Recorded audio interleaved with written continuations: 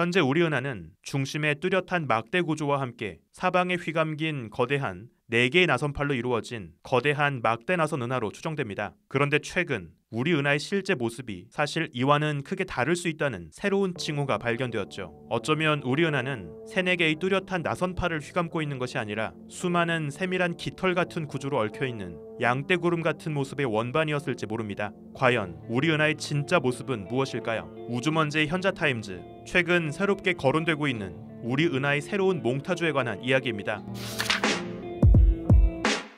우주에 있는 나선 은하들은 그 나선팔의 종류와 휘감긴 형태에 따라서 크게 3가지로 분류합니다. 우선 뚜렷한 단 2개의 나선팔이 휘감긴 그랜드 디자인 은하가 있습니다. 나선 은하 전체의 약 10%가 여기에 속하죠. 우리 은하처럼 단 2개가 아닌 여러 가닥의 나선팔로 휘감긴 다중 나선팔, 멀티암 은하가 있습니다. 나선 은하 전체의 가장 많은 약 60%가 여기에 속하죠. 그리고 뚜렷한 나선팔이 구분되지 않고 마치 몽글몽글한 양털, 솜털구름처럼 가스구름이 가득 채워져 있는 종류가 있습니다. 이를 양털 같은 플로컬런트 은하라고 부르죠. 나선 은하 전체의 30%가 이런 모양을 갖고 있습니다. 개자리 방향의 NGC 2775, 머리털 자리 방향의 NGC 4298과 4414, 그리고 사냥개자리 방향의 M63, 해바라기 은하 등이 대표적인 양털 같은 나선 은하죠.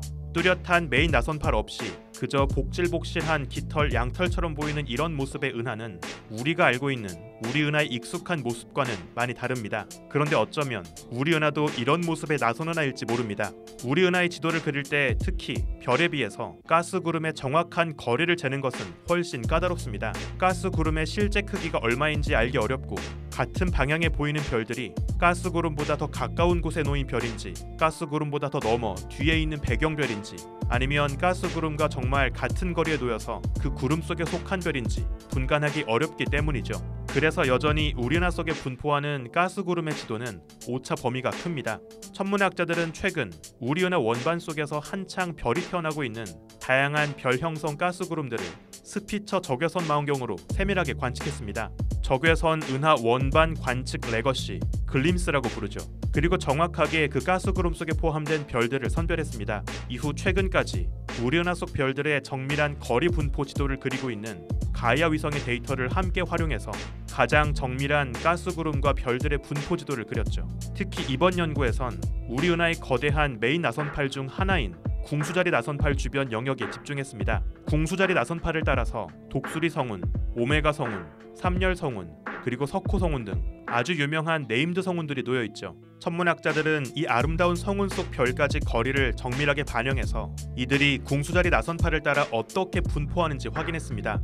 이전까진 당연히 이 가스구름과 별들이 정확하게 궁수자리 나선팔을 따라 놓여있을 거라 생각했죠. 하지만 이번에 새롭게 그린 지도에선 전혀 다른 결과가 나왔습니다. 나선팔이 얼마나 타이트하게 휘감겨 있는지 그 정도는 나선 모양의 소용돌이가 뻗어나가는 각도, 피치 앵글로 표현할 수 있습니다. 이 각도가 0이면 나선이 아닌 완벽한 원을 그리는 것이죠. 각도가 커질수록 둥근 원에서 벗어나 점점 소용돌이 치는 나선을 그립니다. 현재 궁수자리 나선팔의 피치 앵글은 약 15도인데요. 천문학자들이 새롭게 측정한 거리를 반영해 그린 주변 가스구름 성운들의 분포는 이 궁수자리 나선팔에서 확연하게 어긋나죠. 궁수자리 나선팔에서 벗어난 이 새로 발견된 가스구름의 흐름은 무려 3000광년 길이로 뻗어 있습니다. 그리고 이 구조물은 궁수자리 나선팔과는 완전히 다른 무려 60도가량의 훨씬 큰 피치 앵글을 그립니다. 그 분포를 보면 궁수자리 나선팔에서 다른 각도로 삐져나와 있죠. 궁수자리 나선팔이 우리 은하의 거대한 팔과 다리라면 그 팔다리에 난 아주 기다란 팔털 다리털을 새롭게 발견한 셈입니다. 게다가 그 다리털의 길이만 무려 3000광년이죠. 천문학자들은 이 구조를 우리 은하 나선팔의 잔가지, 브레이크라고 부릅니다. 그렇다면 이 우리 은하 나선팔의 잔가지의 존재가 암시하는 건 무엇일까요? 실제로 우리 은하 바깥 다양한 외부 은하에선 이런 나선팔의 잔가지들을 쉽게 볼 수 있습니다. 뚜렷하고 거대한 메인 나선팔에서 마치 팔다리에 난 작은 깃털처럼 여러 가닥의 작은 잔가지들이 뻗어나가죠. 이런 양털 같은 은하들은 연달아 벌어지는 폭발적인 별들의 탄생으로 인해 만들어진다고 추정됩니다. 먼저 길게 이어진 하나의 가스구름의 흐름 속에서 새로운 별들이 태어납니다. 이 첫 번째 별들이 빠르게 진화를 마치고 거대한 폭발과 함께 주변에 있던 가스 물질들을 사방으로 밀어내죠. 그 충격파로 인해서 불려나간 가스 물질은 다시 조금 멀찍이 떨어진 곳에서 새롭게 압축됩니다. 밀려나가면서 압축된 가스 구름 속에서 또 다시 다음 세대 별들이 태어나죠. 또 이렇게 태어난 별들이 죽으면서 폭발하고 다시 또 그 옆에 가스 구름이 불려나가고 또 다시 이어서 새로운 별들이 태어나는 과정이 연속적으로 이어집니다. 이러한 과정을 통해서 단 몇 개의 거대한 나선팔이 아니라 작은 깃털들이 복잡하게 얽혀있는 양털구름 같은 모습의 나선 은하가 완성될 수 있죠. 이러한 모델을 자발적으로 퍼져나가는 별 형성 SSPSF 모델이라 부릅니다. 이러한 모델은 중간중간 별들의 흐름이 정체되는 교통체증 구간이 발생하면서 뚜렷한 나선팔이 그려진다고 설명하는 기존의 밀도파 이론과는 많은 차이가 있습니다. 최근까지 우리 은하의 모습은 바로 이 밀도파 이론으로 설명되어 왔죠. 하지만 이번에 새롭게 발견된 우리 은하 나선팔의 거대한 잔가지 브레이크의 존재는 우리 은하의 모습을 설명하기 위해서 완전 다른 시나리오가 필요할지 모른다는 새로운 가능성을 보여줍니다. 우리는 이제서야 첫 번째 잔가지를 하나 발견했습니다.